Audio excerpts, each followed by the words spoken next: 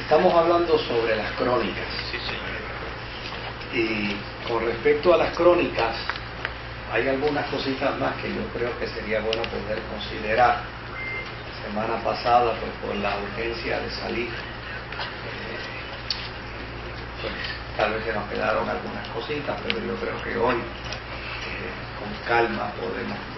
Alguien me dijo en estos días pasados, yo sé cuando no tienes que ir a ningún funeral porque vienes como si fuera el funerario.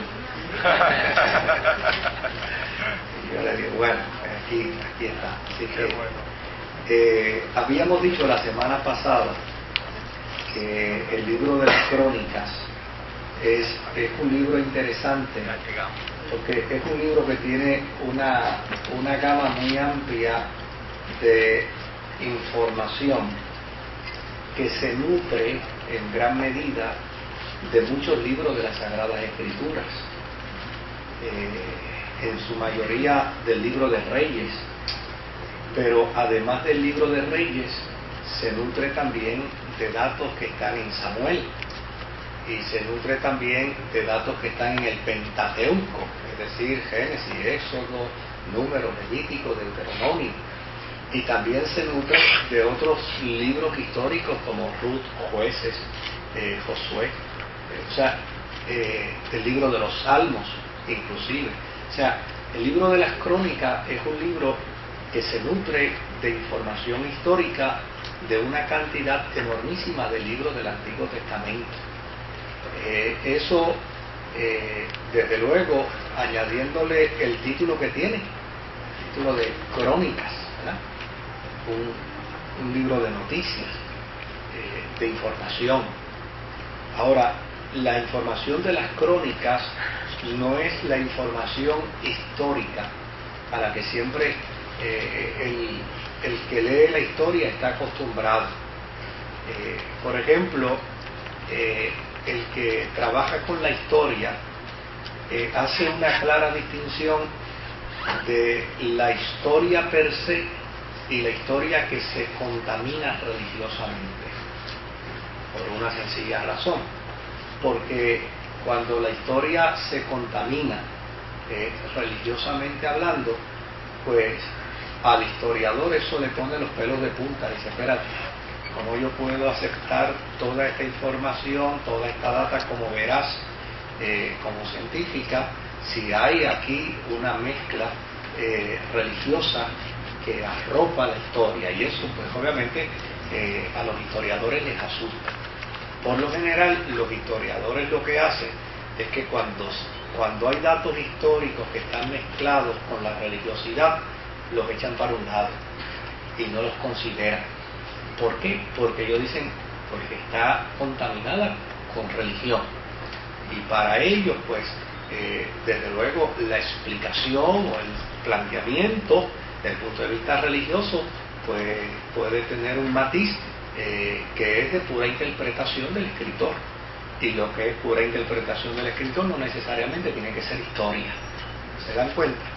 Por lo que el historiador generalmente tiene cierta suspicacia, tiene ciertos temores con la historia. Ahora, en el caso de las crónicas hay un dato interesante, y es que en las crónicas el historiador recoge los datos de la historia. O sea, de toda esa gama de información que él señala, descubrió y entendió y estaba ahí sobre la mesa y estaba a disposición de los reyes y estaba en la biblioteca de los monarcas y era parte del conocimiento de los hombres de aquel tiempo. Pero desde luego en el caso de las crónicas él le hace una reinterpretación. ¿Y cuál es la reinterpretación que él hace?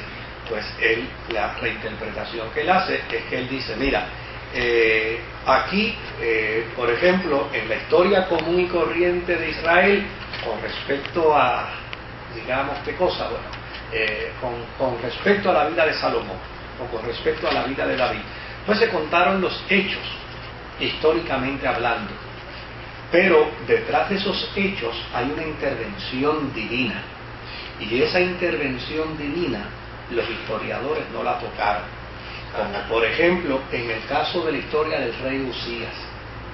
Ustedes saben que Isaías, en el capítulo 6 de su libro, cuando él está afirmando su llamamiento profético, él comienza diciendo, en el año en que murió ¿quién? El rey Usías, ¿verdad? Yo vi al Señor. Pero entonces, en la historia de Usías no aparece un dato que es importante sobre Usías, y es cómo murió Usías. Pues Usías murió de lepra, murió podrido de gusano. Entonces, desde luego, en la historia secular de Israel eso se obvia, pero en la historia de las crónicas, porque la intención de las crónicas es explicar la historia de Israel no desde una perspectiva histórica, sino es explicar la historia de Israel desde una perspectiva religiosa. Al autor de las crónicas no le interesa la opinión del historiador. O sea, si el historiador dice, no, yo no puedo aceptar la historia de las crónicas porque está contaminada de religión, pues llama y sencillamente el historiador de las crónicas dice, a mí no me importa si tú lo vas a considerar o no lo vas a considerar, porque yo no estoy escribiendo la historia de Israel, yo estoy reinterpretando la historia de Israel a la luz de la fe de Israel. Como por ejemplo, ¿verdad? Pues yo salgo de aquí enojado con ustedes, los insulto, me monto en el carro y arranco y me voy, y en el camino pues choqué. Pues al otro día yo voy al tribunal y el juez me dice, ¿qué le pasó? Y pues fíjese que yo salía en mi carro en dirección de norte a sur, y yendo en esa dirección pues vino este señor que iba en su auto y me rebasó y me provocó este accidente. Ok, está bien, pero cualquiera de ustedes cuando se entere de que yo choqué van a decir, ¿tú sabes por qué chocó, verdad? Chocó porque salió de la iglesia enfogonado, nos faltó el respeto a nosotros, nos dijo cosas que no nos debió haber dicho, y Dios castiga sin vara. Y Dios castiga sin vara y sin fuerte, y se fue enfogonado y ni siquiera oró, no despidió el culto, arrancó y se fue y dejó al pobre Dávila cejando la iglesia, y se formó un revolú, hubo que llamar a Betancourt para que viniera a cejar porque no había llaves para cejar, y fíjate lo que le pasó. Este es el juicio de Dios para que aprenda. La historia es la misma, pero la interpretación de la historia es distinta. Entonces yo no voy a ir donde voy a decirle, mire señor juez, lo que pasó fue que verdad yo salí un poco, no, voy a decir que este está loco, que está contando este aquí, esto aquí nadie. Ahora ustedes desde luego pueden llegar a una conclusión. Eso hace el historiador de las crónicas. El historiador de las crónicas dice, mire señores, ustedes en la historia de los reyes y en la historia de las guerras de Israel y en la historia de qué sé yo ni qué, ustedes cuentan este dato así. Fantástico, así fue, pero detrás de ese dato que ustedes cuentan sucedió esto. Ese rey estaba de espalda a Dios. Y fíjense que Isaías cuando narra su llamamiento tiene el cuidado de decir nada más que en el año en que murió el rey Usías. Pero usted se queda en el aire y se ven acá, ok, pero ¿y por qué tiene que decir que fue en ese año? Porque es importante mencionar que en ese año pues él tuvo el llamado de Dios. No.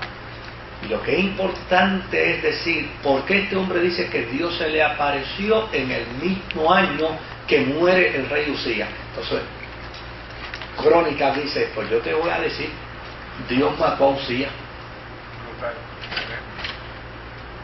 Y todo el pueblo tuvo terror porque era en el momento en que Dios estaba enfogonado. Y a todo el que alzaba la voz, le zumbaba un rayo y lo mataba, o le metía una lepra y lo liquidaba. Y todo el mundo tenía terror, decía, el cielo está molesto con nosotros, el Dios del cielo está, que no nos quiere ver, no quiere saber de nosotros, que nadie se encuentre con Él, porque obviamente se recoge aquel pensamiento que el que se encuentra con Dios